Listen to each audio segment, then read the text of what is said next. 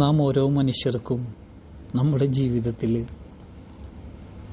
നമ്മളുടെ ഓരോ വ്യക്തികൾക്കും സ്ട്രെങ്ത്തുമുണ്ട്, വീക്ക്നെസ് ഉണ്ട് അല്ലേ?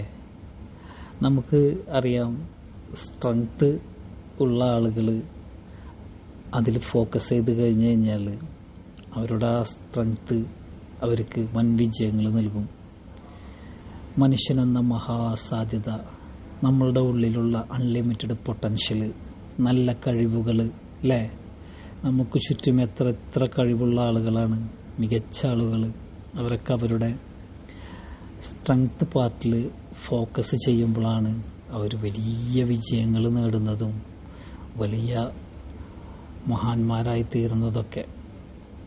ഇനി മറ്റൊരു വശം, ഓരോ വ്യക്തികളെയും വീക്ക്നെസ് അല്ലേ, സ്ട്രെങ്ത്തിലോട്ട് ഫോക്കസ് ചെയ്തതിന് പകരം ഒരു വ്യക്തി തൻ്റെ വീക്ക്നെസ്സിലോട്ടാണ് ഫോക്കസ് ചെയ്യുന്നതെങ്കിൽ എന്തായിരിക്കും അദ്ദേഹത്തിൻ്റെ ലൈഫിൻ്റെ ഒരു ഔട്ട്കം?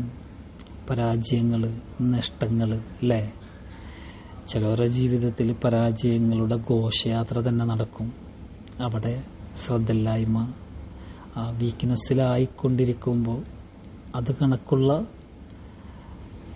കാര്യങ്ങൾ സംഭവിക്കുന്നു എന്ന് മാത്രം. ഇനി ഈ വീക്ക്നെസ്സിൻ്റെ പേരിൽ നമ്മെ സ്വയം പഴിക്കുവാനും അതല്ലെങ്കിൽ വീക്ക്നെസ്സുള്ള ആളുകളെ നമ്മൾ കുറ്റപ്പെടുത്തുവാനും വരട്ടെ. ഈ വീക്ക്നെസ്സിന് തന്നെ നമുക്ക് നമ്മളുടെ ഒരു ശക്തിയാക്കി മാറ്റാൻ കഴിയുമെന്നുള്ളതാണ് സത്യം. ഈ വീക്ക്നെസ്സിനെ ഒരു റിവേഴ്സ് എൻജിനീയറിങ്ങിലോട്ട് കൊണ്ടുവന്നുകൊണ്ട് എന്താണോ തൻ്റെ വീക്ക്നെസ് അതിനെ തിരിച്ചറിഞ്ഞ് പകരം അതിനെ റീപ്ലേസ് ചെയ്യുക. ഒരു എന്താണോ തനിക്ക് ആവശ്യമുള്ളത് അതിനെ അങ്ങ് അവിടെ സ്ഥാപിച്ചു കൊടുത്ത് അതിലോട്ട് ഫോക്കസ് ചെയ്ത് കഴിഞ്ഞ് കഴിഞ്ഞാൽ ഈ വ്യക്തിക്ക് വൻ വിജയം നേടിയെടുക്കാൻ കഴിയുമെന്നുള്ളതാണ് സത്യം. അപ്പോൾ വീക്ക്നെസ് പോലും ഒരു സാധ്യതയായിട്ടാണ് നമ്മോടൊപ്പമുള്ളത്. Hi, it's me Riyas. എല്ലാവർക്കും മറ്റൊരു എപ്പിസോഡിലോട്ട് സ്വാഗതം. അവർ ലെജൻഡ് ഫാറൂഖ് സെൻസിയുടെ മറ്റൊരു കോട്ടാണ്, you lose battles not because of weakness but lack of focus. പോരാട്ടങ്ങളിൽ നിങ്ങൾ തോൽക്കുന്നത് ബലഹീനത കാരണമല്ല, ശ്രദ്ധയില്ലായ്മ കാരണമാണ്. അതായത് നമ്മുടെ ജീവിതത്തിനെ വീക്ക്നെസ്സിൻ്റെ പിടിയിൽ അമർന്നുകൊണ്ട് വീക്ക്നെസ്സിലോട്ടാണ് ഫോക്കസ് എങ്കിൽ ജീവിതം തന്നെ ഒരു യുദ്ധമായി മാറുന്നൊരവസ്ഥ അല്ലേ? നമുക്ക് അങ്ങനെ ഇതിൻ്റെ അർത്ഥതലങ്ങളിലൂടെ ഒന്ന് കടന്നു പോവാം. നമുക്ക് നോക്കാം, ഈ ഒരു കോട്ടിൻ്റെ അർത്ഥത്തിലൂടെ നമുക്ക് ഒരു റിയൽ സ്റ്റോറിയിലൂടെ ഇതിൻ്റെ അർത്ഥതലങ്ങളിലൂടെ ഒന്ന് കടന്നു പോയാലോ?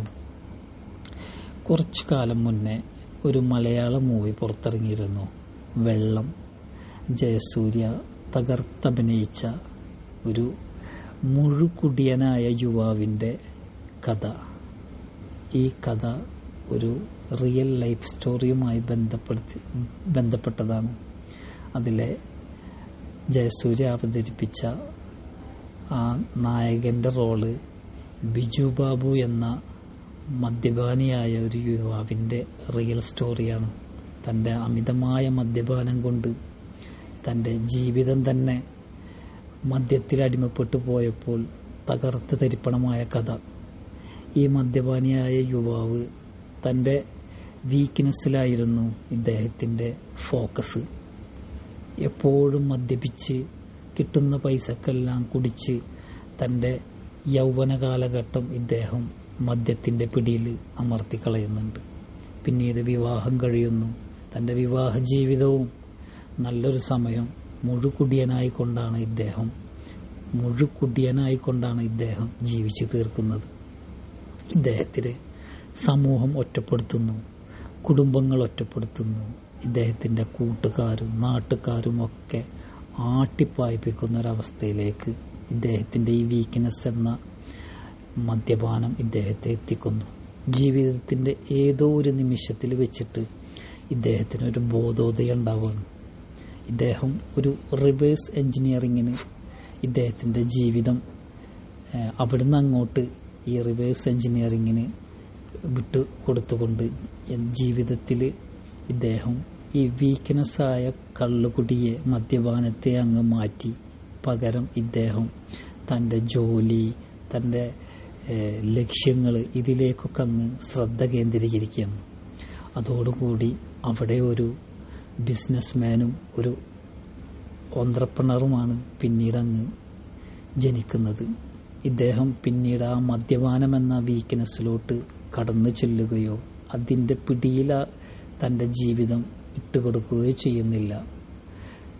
ഫലമോ ഇദ്ദേഹം ലോകത്തിൻ്റെ പല ഭാഗങ്ങളിലും പടർന്നു പന്തലിച്ചൊരു ബിസിനസ്സിൻ്റെ ഓണറായി ജീവിതം നല്ല രീതിയിൽ ജീവിക്കുന്ന നല്ലൊരു കുടുംബസ്ഥനായി, ഒരു ഫാമിലി മാനായി ജീവിക്കുന്ന ഒരവസ്ഥയാണ് പിന്നീട് ഇദ്ദേഹത്തിൽ നിന്ന് നമുക്ക് കാണാൻ കഴിഞ്ഞത്. കാര്യങ്ങൾ ഇങ്ങനെയൊക്കെ ആണെങ്കിൽ കൂടി ഇവിടെ എന്താണ് സംഭവിച്ചത്? ഇദ്ദേഹത്തിൻ്റെ ആ വീക്ക്നെസ്സിൽ നിന്ന് ശ്രദ്ധ മാറ്റി പകരം ഇദ്ദേഹത്തിൻ്റെ ഫോക്കസ് ഇദ്ദേഹത്തിൻ്റെ ആ സ്ട്രെങ്ത്തിലോട്ടായപ്പോൾ വൻ ജീവിത വിജയം ഇദ്ദേഹത്തെയും തേടിയെത്തി. തോൽവിയുടെ കാരണം വീക്ക്നെസ് അല്ല, ആ ശ്രദ്ധയില്ലായ്മയാണ്.